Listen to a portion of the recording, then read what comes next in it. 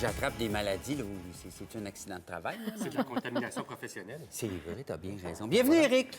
Sophie, Salut, on Éric. parle des accidents de travail. Écoute, les chiffres que tu nous donnais Oui. en ouverture d'émission. J'étais vraiment c'est énorme. surprise en lisant le rapport de recherche qu'il y a 90 000 personnes au Québec l'an dernier qui ont été victimes d'un accident de travail. D'un accident de travail ou d'une maladie professionnelle qui s'est déclarée. Donc, et là-dessus, bien, il y a quand même 75 accidents mortels qui sont survenus l'an Quand passé. même, c'est malheureux. Et les coûts reliés à ça, environ 4,6 milliards de dollars que ça coûte aux Québécois, selon les chercheurs de l'Institut de recherche Robert Sauvé, en santé et en sécurité du travail. Chaque année. C'est énorme. Chaque année? Chaque année, en le plus. 4 Oui, milliards. tout à fait. C'est pas seulement les prestations de la CSST, c'est aussi bien, en perte de productivité, en perte de salaire pour les travailleurs, en coûts supplémentaires aussi pour les employeurs. Donc, oui, effectivement, ça coûte très cher à l'économie. D'où l'importance, en fait, de faire beaucoup de prévention. On le sait, il y a beaucoup de publicités télé qu'on voit régulièrement. Il y a entre autres Claude Legault qui participe à Oui, ces mais réclames publicitaires. c'est des publicités assez chocs. Là, on Ah, voit c'est un choc homme, vigilant, notamment, c'est qui vrai. se fait broyer un bras carrément. Oui, ou encore écrasé dans une machine. Hey, je vais aller prendre ma douche, moi. Je prends pas de chance. Oui, vas-y. Je vais aller prendre ma douche. Parce J'ai que touché une souvent, tortue, je vais aller prendre ma douche. ce qu'on dit, 90 000 personnes, 75 décès, c'est que ce sont souvent des accidents qui auraient pu être évités. La plupart, en fait, presque tous les accidents peuvent être évités. En fait, on sait quand même, lorsqu'on dit un accident, c'est un accident. Il y a des cas qui sont plus flagrants de négligence quasiment criminelle. Mais dans la majorité des cas, ce sont des accidents, des petits moments d'inattention, une installation qui, au premier abord, avait l'air peut-être sécuritaire, mais qui, dans le fond, ne l'était pas du tout. Donc, il faut toujours avoir en tête la santé et la sécurité lorsqu'on est dans un milieu de travail, surtout dans des milieux de travail, par exemple, des chantiers, les usines, c'est là où la plupart des accidents surviennent. Donc, d'où l'importance de rappeler constamment, notamment par ces messages publicitaires-là, de penser toujours à cet aspect-là de la vie professionnelle, parce que souvent, on est pris dans la productivité, on veut travailler, souvent on veut travailler vite, on veut finir plus rapidement, et c'est souvent la cause des accidents. Ouais. Comme travailleurs, quels sont nos droits, quelles sont nos responsabilités par rapport à la santé et la sécurité au travail? Oui, mais en fait, le patron, la première personne responsable de notre santé, de notre sécurité, c'est le patron. Il doit d'abord, effectivement, nous offrir un milieu de travail qui est sain, qui est sécuritaire, en fait, qui est sûr plutôt, qui est exempt de risques, que ça soit, par exemple, des produits chimiques dangereux où il pourrait y avoir des vapeurs toxiques ou encore Donc, on un doit nous échafaudage fournir qui est plus ou l'équipement moins aussi. stable. Fournir de l'équipement. Souvent, les équipements les plus fréquents qu'on va voir, bon, c'est le casque, les lunettes protectrices, les protecteurs d'ouïe ou encore les bottes. Mais ça, il tient à protège-coudes, l'ouvrier des de le protège-genoux. porter. Ça, Oui, c'est la première personne concernée, c'est l'ouvrier. Il Oui, doit en fait, porter c'est ça.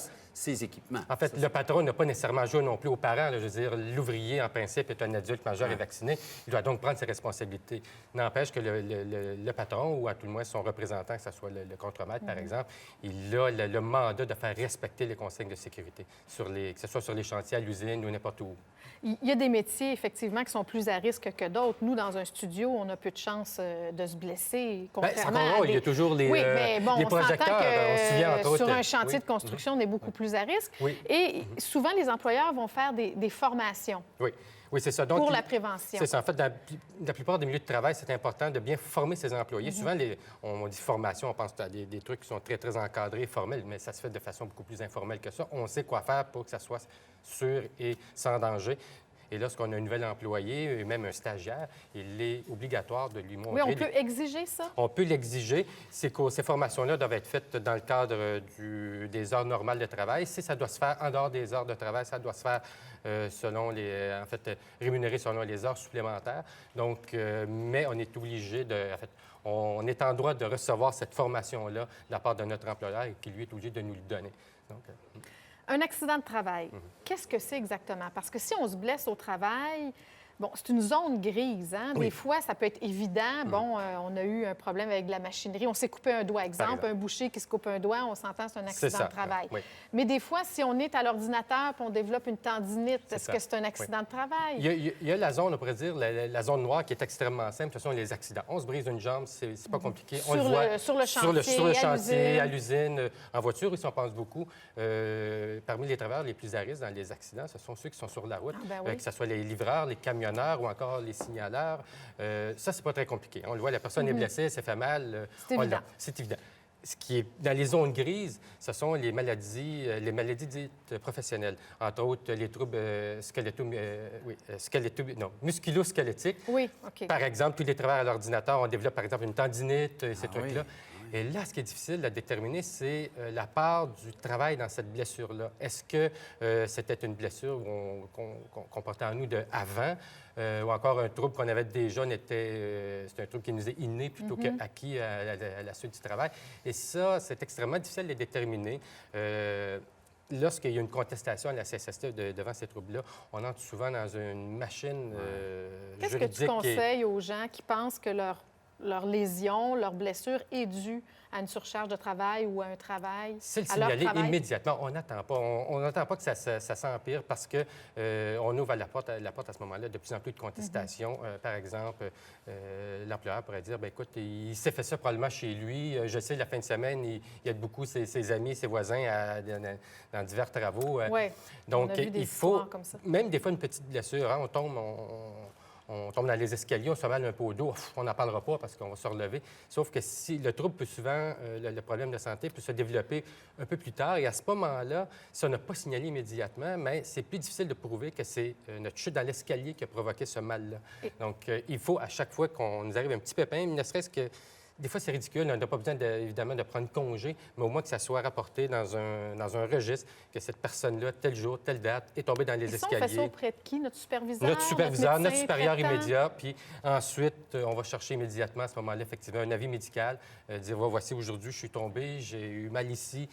Donc, on a passé à ce moment-là des radiographies, tout ça. Donc, on a une documentation à ce moment-là de tous les troubles qui sont survenus à la suite de cette chute-là. Alors que si on attend parfois 1 mois, 2 mois, 3 mois, bien, il y a beaucoup d'eau qui coule sous les ponts. Et à ce moment-là, il y avait des gens qui allaient dire oui, mais tu as eu aussi telle activité, c'est peut-être parce que tu joues trop au golf ou tu fais trop de buzz en ski. Oui, c'est ça. Mais si on le fait immédiatement, il est beaucoup plus facile de déterminer la cause exacte du mal. Une personne qui meurt en raison d'un accident de travail, on s'entend, c'est une mort de trop, mais est-ce qu'on fait du chemin tranquillement pas vite au Québec là-dessus? Oui, on tout à avance? fait. Oui, on avance. En fait, les statistiques sont en baisse constante. Donc, le nombre d'accidents, le nombre de morts est en baisse constante. On parle, en fait, d'une baisse de 35 au cours des 10 dernières années. Donc, peut-être qu'il y a eu un effet L'effet Claude Legault? L'effet Claude Legault, probablement. Mais ce qui est intéressant, c'est surtout chez les jeunes. Les jeunes sont beaucoup plus à risque en termes d'accidents de travail parce qu'ils ont beaucoup moins d'expérience et tout ça. Donc, ils connaissent moins bien les techniques, tout ça. Alors, là, on a une baisse de 51 Donc, beaucoup de... Tout ce qu'on a fait comme prévention donne des résultats. Ça porte fruit. Ça porte fruit. Tu parles de technique. C'est important d'aller voir sur le 1. Il y a plein de sites Internet où ils nous montrent comment lever un poids lourd, comment bien s'asseoir à l'ordinateur, la hauteur des bras. Voilà, on le voit très bien ici. C'est important à Oui, entre autres, jeter un coup l'ordinateur, d'œil. c'est intéressant parce qu'il y a de plus en plus de gens qui travaillent à l'ordinateur. On est de plus en Oui, le clavier surbaissé, Voilà, donc la hauteur de la chaise. nos genoux à 90 degrés. Et Dieu sait qu'on ne prend pas le temps tout le temps de faire ça. hein. Absolument, absolument. Les adresses Internet de sites, comme on vous a montré, vous allez trouver ça sur notre Info Plus à nous, sur ma TV, sur Libre Service. Les deux. Ça va venir. Et là, sur les deux. Merci beaucoup, Éric. Merci, Sophie. Et on passe à l'autre Éric. On parle de matériaux de rénovation, des nouveautés. On va finir par...